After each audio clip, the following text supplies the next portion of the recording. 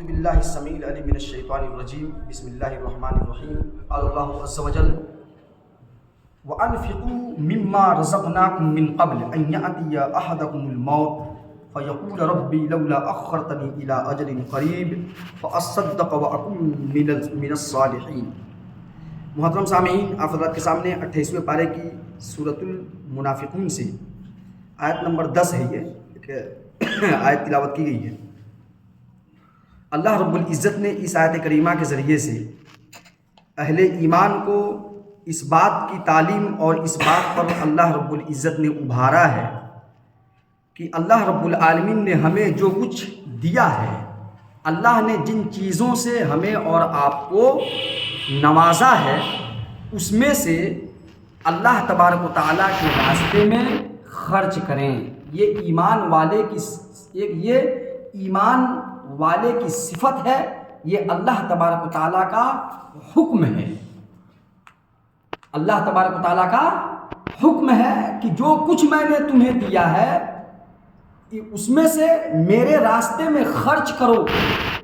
اور اس سے یعنی یہ آیت نمبر 10 ہو گئی، اور آیت نمبر 9 پر اس سے پہلے جسٹ پہلی جو آیت ہے، اگر اس پر ہم اور آپ نظر دوڑائیں تو ان دونوں کے بیچ کا جو رابطہ ہے وہ یہ ہے کہ جو شخص اللہ رب العالمین کی دی ہوئی نعمت اور اللہ کا دیا ہوا جو بھی کچھ اسباب و سامان ہے، اگر اس میں سے اللہ کے راستے میں وہ خرچ نہیں کر رہا ہے تو وہ اللہ کے ہاں ناکام و نامراد ہوگا، وہ خائب و خاسر ہوگا اللہ کے ہاں۔ اور گویا کہ نہ خرچ کرنا یہ اس بات کی دلیل ہے کہ اسے کوئی نہ کوئی ایسی چیز ہے جس نے اللہ تبارک و تعالیٰ سے غافل کر دیا ہے، جس نے اللہ کے دین پر اسے عمل پیرا ہونے کے تعلق سے غفلت میں ڈال دیا ہے، دھوکے میں ڈال دیا ہے، کوئی نہ کوئی ایسی شے ہے۔ اب سوال یہاں پر یہ ہے کہ اللہ تبارک و تعالیٰ نے ہمیں اور آپ کو کون کون سی چیزوں سے نوازا ہے، اللہ نے ہمیں اور آپ کو کیا دیا ہے؟ تو ایک مومن کا کیا جواب ہوگا ہم سبھی لوگ جانتے ہیں، اور تقریباً یہ سارے لوگوں کا تو یہی جواب ہونا چاہیے، لیکن ایک بالخصوص جو ایک اہل ایمان ہے، ایک مومن ہے، ایمان والا ہے، اس کا جواب سب سے الگ ہونا چاہیے۔ اور اس کا جواب کیا ہونا چاہیے؟ وہ اللہ تبارک و تعالیٰ نے آلریڈی اسے جواب بنانے کی ضرورت نہیں ہے، مومن کو اللہ نے جواب دے دیا ہے اس کی طرف سے۔ کیا ہے اللہ کا جواب؟ اللہ نے ہمیں کن کن چیزوں سے نوازا ہے؟ آئیے اس کو اگر جاننا ہو تو ہم اور آپ ذرا سا اللہ تبارک و تعالیٰ کی طرف سے جو جواب کی شکل میں ہمیں اور آپ کو دیا گیا ہے، جو پیغام، اس پیغام کو اور اللہ کے اس حکم کو سماعت فرمائیں۔ ان اللہ اشترى، سورۃ التوبہ کی آیت ہے، ان اللہ اشترى من المؤمنین انفسهم واموالهم، اللہ رب العالمین نے مومنوں سے ان کی جان اور ان کے مال کو خرید لیا ہے۔ یہ اللہ کا جواب ہے۔ کیا کیا اللہ نے ہمیں دیا ہے؟ جو کچھ اللہ نے دیا، وہ انفقوا مما رزقناکم، جو کچھ ہم نے تمہیں دیا ہے۔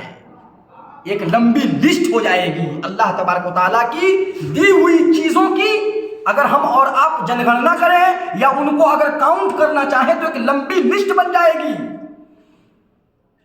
اسی وجہ سے یہ سورج، چاند، یہ آسمان، یہ زمین، یہ ہوا، یہ سانسیں جو ہم لے رہے ہیں، یہ ساری جتنی چیزوں سے ہم اور آپ فائدہ اٹھا رہے ہیں، وہ سب کس کا دیا ہوا ہے؟ وہ اللہ ہی کا دیا ہوا ہے۔ آج ہمارے پاس طاقت ہے، طاقت کس نے دیا؟ اللہ نے۔ موقع ملا تو اسی طاقت کا استعمال دوسروں کو ستانے میں کر دیجیے، غریبوں کو ستانے میں کر دیجیے۔ یہ کیوں کہہ رہا ہوں؟ کیونکہ یہی تو ہو رہا ہے آج کل۔ اللہ تبارک و تعالیٰ سے ڈریں، اس طاقت کا استعمال صحیح جگہ پر کریں۔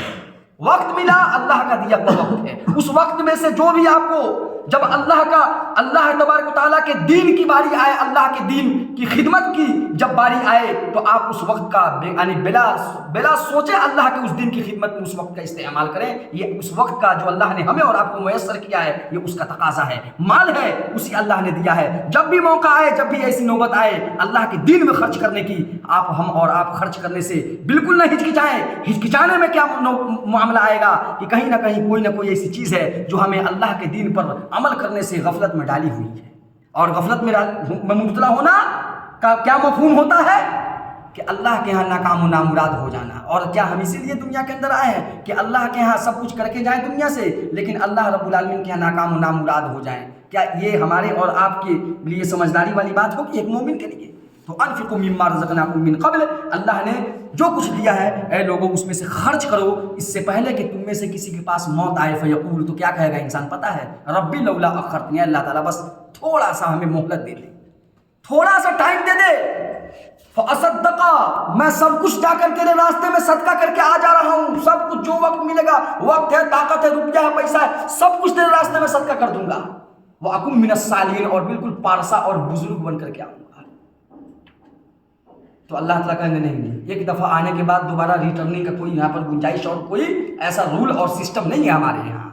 جو کچھ کرنا تھا پہلے ہی دفعہ جب تم دنیا میں گئے تھے تو وہیں پر تمہیں سمجھانے والا سمجھا رہا تھا، لیکن اس وقت تمہارے کانوں پر جو نہیں لگ رہی تھی، تم کو یہ لگ ہی نہیں رہا تھا کہ تم میرے پاس بھی آؤ گے یا نہیں آؤ گے، تم کو پتہ نہیں کیسا کس چیز نے غفلت میں ڈال دیا تھا کہ میرے پاس بھی آنا ہے تمہیں، اور جو چیزیں فائدہ مند ہمارے پاس ثابت ہوں گی ان کے پورا واضح طور پر کہا گیا کہ یہ چیزیں کرو تاکہ تم میرے یہاں کامیاب ہو جاؤ، اس کے باوجود تمہارے متھے یہ بات نہیں چڑھ رہی تھی، تو اب پھر دوبارہ جا کر اب کیا کرو گے؟ ایک ہی دفعہ آزمائش ہوتی ہے، بس موقع چانس ایک دفعہ ملتا ہے، اس میں تم ناکام تو ناکام، بات خلاص۔ اس لیے ہم اور آپ اس آیت کریمہ کا جو مفہوم ہے کہ جو کچھ اللہ نے دیا ہے قبل اس کے کہ موت آ جائے ہماری، ہم اپنی موت سے پہلے اور ہماری موت آنے سے پہلے ہم اللہ کے راستے میں خرچ کر کے اللہ کی رضامندی اور خوشنودی حاصل کرنے کی کوشش کریں۔ اللہ تعالی ہمیں اور آپ کو اس کی توفیق عطا فرمائے، آمین۔